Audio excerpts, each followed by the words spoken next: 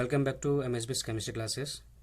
आज हम लोग फंडामेंटल्स ऑफ पीरियोडिक टेबल को आगे कंटिन्यू करेंगे और यह इस सीरीज़ का लास्ट लेक्चर होगा। इस सीरीज़ में हम लोगों ने अब तक पीरियोडिक टेबल देखा कैसे बनाते हैं। इसके अलावा हम लोगों ने कुछ ऐसी चीज़ें पढ़ी थी जैसे कि वैलेंस इलेक्ट्रॉन्स के बारे में, इलेक्ट्रॉनिक कन्फिग्रेशन सीखना।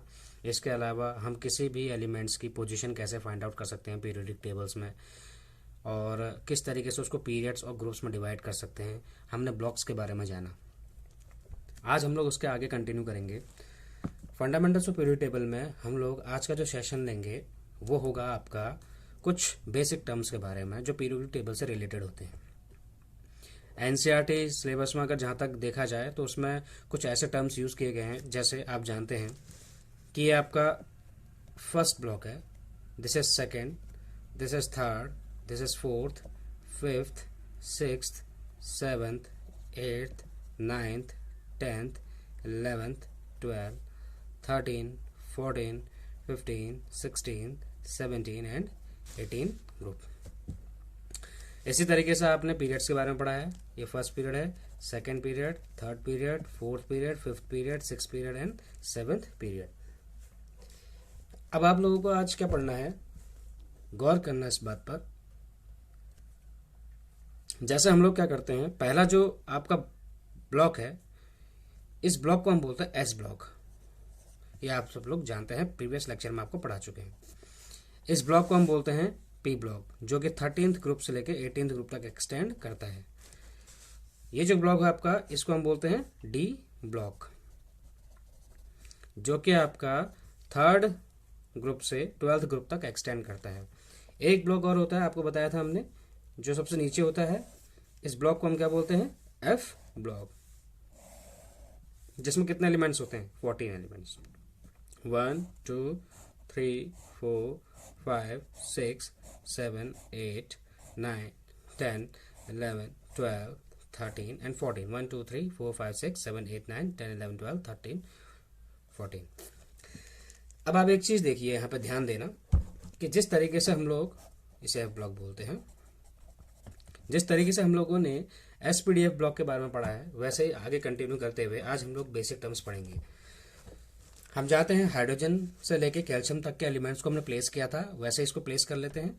Hydrogen, then helium, then lithium, beryllium, boron, carbon, nitrogen, oxygen, fluorine, neon, sodium, magnesium, aluminium, silicon, phosphorus, sulphur, chlorine, argon, potassium and calcium. ये हमने 20 एलिमेंट्स पीरियोडिक टेबल में प्लेस कर दिए हैं।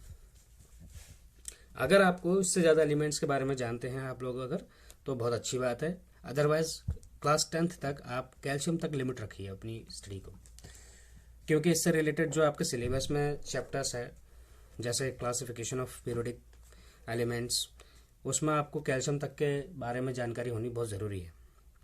इसके ऊपर आप +11 12th, उसमें जो भी आपका कोर्स है उसमें आपको सारी चीज़ें पढ़नी पड़ेंगी, लेकिन अभी के लिए इतने तक लिमिट रखते हैं अपनी स्टडी को। पहला जो आपका ग्रुप होता है, पहले इसके बारे में स्टडी करते हैं। इसको पढ़ने का सबसे अच्छा तरीका क्या है, आप देखिए। ये एक बहुत शॉर्ट ट्रिक है और ये इसका कोई ऐसा रिस्पॉन्स नहीं है कि आपको किसी भी चीज़ के लिए रटना पड़े कि पीरियोडिक टेबल में एलिमेंट्स को कैसे रटा जाता है। Lithium, sodium, potassium, rubidium, caesium, francium, इधर तक आपको अगर याद है तो इसके नीचे के एलिमेंट्स अगर आपको याद नहीं भी होते हैं तो आपको वरी करने की ज़रूरत नहीं है। ये सिर्फ आपको समझाने के लिए लिख रहे हैं। Calcium, strontium, barium, radium. आपको एक चीज़ पता होनी चाहिए, जितने भी आपके पहले ग्रुप के एलिमेंट्स होते हैं, इस एलिमेंट को हम बोलते हैं alkali metals. First group elements को हम क्या बोलते हैं, एल्कली मेटल्स। Alkali metals. जो सेकेंड ग्रुप आपका होता है उसको हम बोलते हैं एल्कलाइन अर्थ मेटल्स। क्या बोला जाता है, एल्कलाइन अर्थ मेटल्स। इसी तरीके से अगर आप पी ब्लॉक में जाएंगे तो पी ब्लॉक में जो आपका सबसे ऊपर की जो एलिमेंट प्लेस किया गया है उस फैमिली में, उस फैमिली का नाम उसी के नाम से आता है। जैसे अगर हम यहाँ पर बात करते हैं boron, aluminium, then gallium, then indium, then thallium, तो इस ग्रुप का नाम क्या हो जाएगा? बोरोन सबसे हेड एलिमेंट कहलाता है। इसीलिए सेकेंड पीरियड, जो आपको ये सेकेंड पीरियड दिख रहा है, सेकेंड पीरियड के जितने भी एलिमेंट्स होते हैं, second period elements, in second period elements को हम लोग हेड एलिमेंट्स भी कहते हैं। क्या कहते हैं बेटा? Head elements. और क्योंकि ये फैमिली के हेड होते हैं, जैसे हमारी फैमिली में जो हेड होता है हमें उनका कहना मानना पड़ता है, उनके बताए हुए रूल्स को फॉलो करने पड़ते हैं। इसी तरीके से जो सेकेंड पीरियड के एलिमेंट्स होते हैं ये सारे के सारे, ये जो भी कैरेक्टरिस्टिक प्रॉपर्टी फॉलो करते हैं same as it is property उसके नीचे के जो रिस्पेक्टिव मेंबर्स हैं वो फॉलो करते हैं। फॉर एग्जाम्पल बोरोन यदि 3 वैलेंसी शो करता है तो aluminium, gallium, indium and thallium भी 3 वैलेंसी शो करेंगे, irrespective of some exceptions. Exceptions आएंगे बाद में, लेकिन अभी के लिए आप इतना समझिए कि बोरोन की जो प्रॉपर्टी होगी वो प्रॉपर्टी सिमिलर होंगी aluminium, gallium, indium and thallium की ऑलमोस्ट। इसके अलावा कार्बन को बोरोन को हम बोलते हैं बोरोन फैमिली। तो बोरोन फैमिली को कैसे लिखा जा सकता है? 13th ग्रुप को हम लिख सकते हैं बोरोन फैमिली।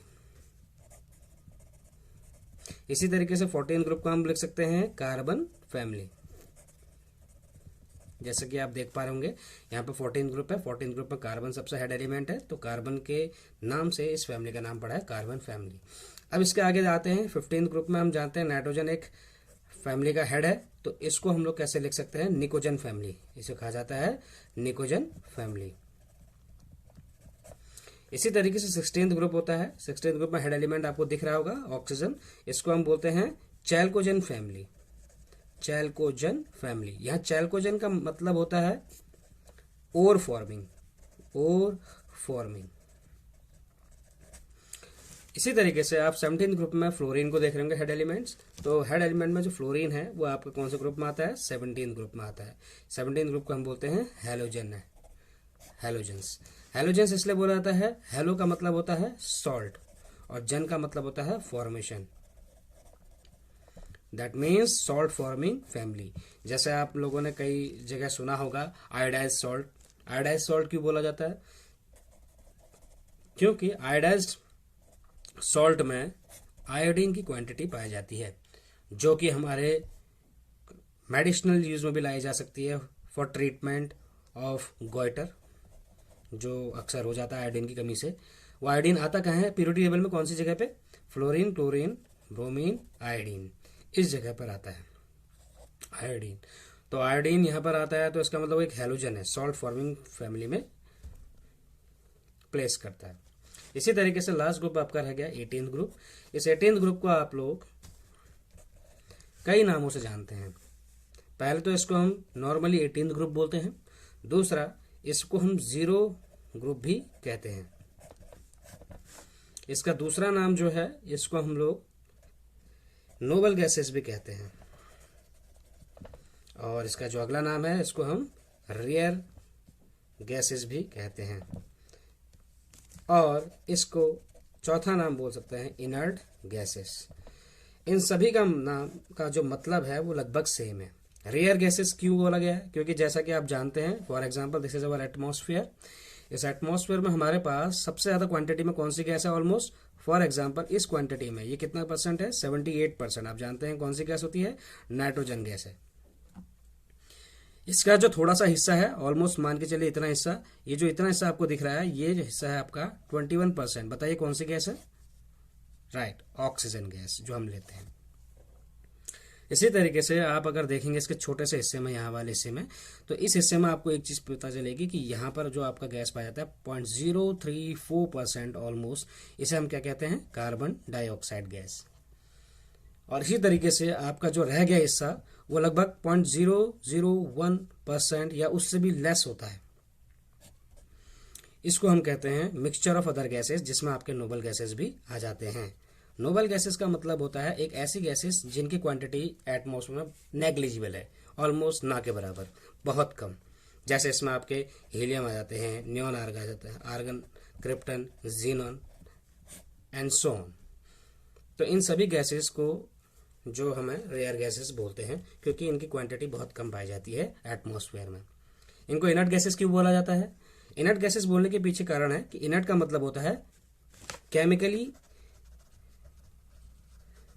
Less reactive.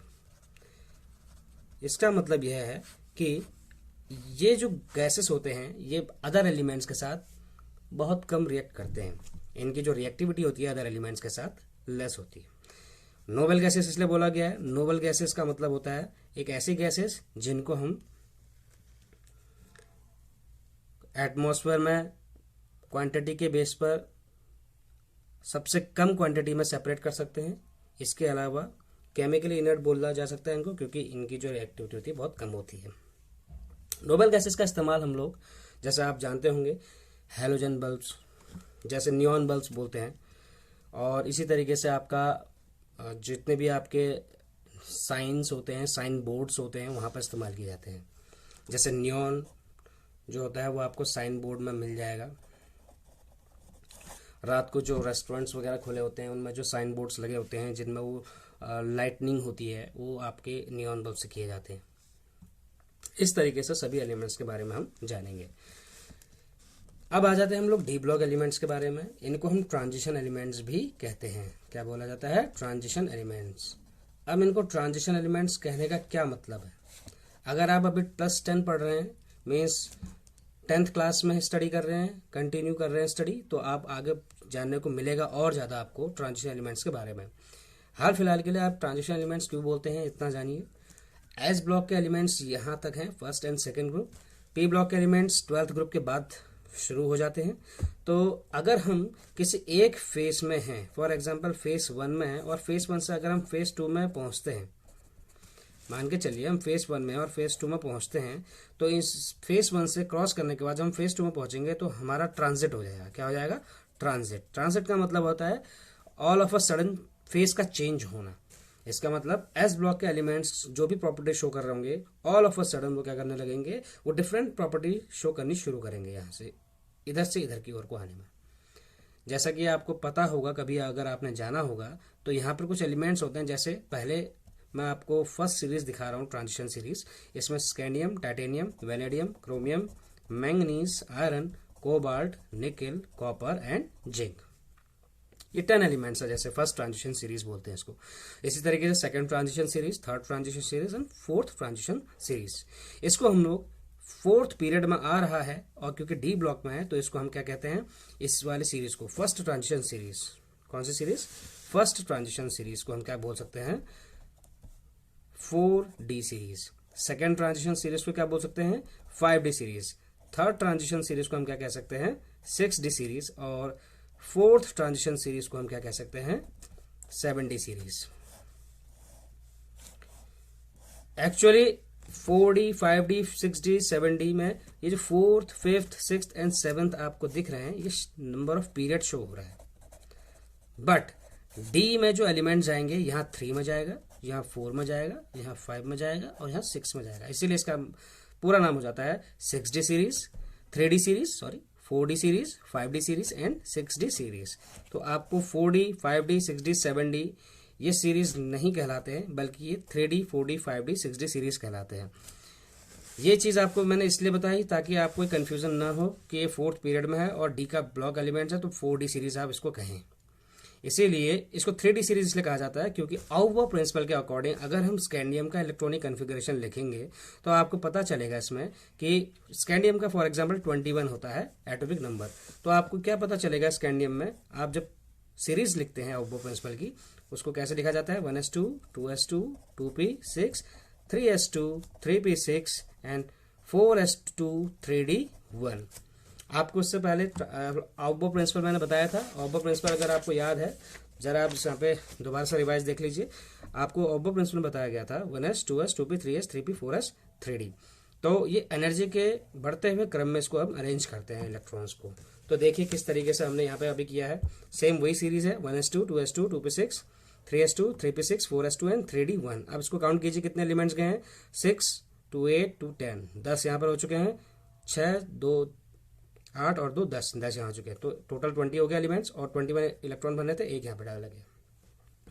इसमें जो सबसे बड़ा पीरियड है वो कौन सा है, फोर्थ पीरियड है। इसका मतलब शेल कौन सा है सबसे बड़ा, फोर्थ शेल है। और फोर्थ शेल में कितने इलेक्ट्रॉन गए हैं, 2 इलेक्ट्रॉन। लेकिन टोटल जो आप बना रहे हैं 1 2 3 एंड 4, जैसे 4 आप लोगों ने शेल बनाए, 4 शेल में पहले में कितने जा चुके हैं, 2। पहले शेल में आपके 2 जा चुके हैं। दूसरे शेल में कितने जा चुके हैं, टोटल 8। तीसरे शेल में कितने जा चुके हैं, ये भी थर्ड है, ये भी थर्ड शेल है, ये भी थर्ड शेल है। टोटल 6 2 8 और 1 9। और फोर्थ शेल में कितने इलेक्ट्रॉन जा चुके हैं, 2 इलेक्ट्रॉन। तो हम इस तरीके से स्कैंडियम का पिक्टोरियल डायग्राम फॉर्म कर सकते हैं। जैसे आपने यहाँ पे स्कैंडियम के ऑफबो प्रिंसिपल के अकॉर्डिंग इलेक्ट्रॉनिक कॉन्फ़िगरेशन लिखकर देखा कि जो इलेक्ट्रॉन है आपका वो कौन सी सीरीज में गया है, डी की सीरीज में गया है। और डी में भी किस में गया है, थर्ड के शेल में गया है। इसका मतलब ये हो गया इस वाली सीरीज को हम स्कैंडियम या उससे रिलेटेड जितनी भी सीरीज आपको दिख रही है यहाँ पे, ये 3D सीरीज कहलाएगी। देन इसी तरीके से 4D series, 5D series and 6D series. Most probably आपको देखने को मिलेगा कि 6th और 7th जो आपके पीरियड्स होते हैं, इन एलिमेंट्स को हम रेडियो एक्टिव एलिमेंट्स भी कहते हैं। क्या कहते हैं, रेडियो एक्टिव एलिमेंट्स। इनको हम रेडियो एक्टिव एलिमेंट्स इसलिए कहते हैं क्योंकि रेडियो एक्टिव एलिमेंट्स क्या कहा जाता है बच्चों, रेडियो एक्टिव एलिमेंट्स का मतलब होता है एक ऐसे एलिमेंट्स जिनमें से लगातार रेडियो एक्टिव मीन्स रेज निकलती रहेंगी, अल्फा बीटा और गामा।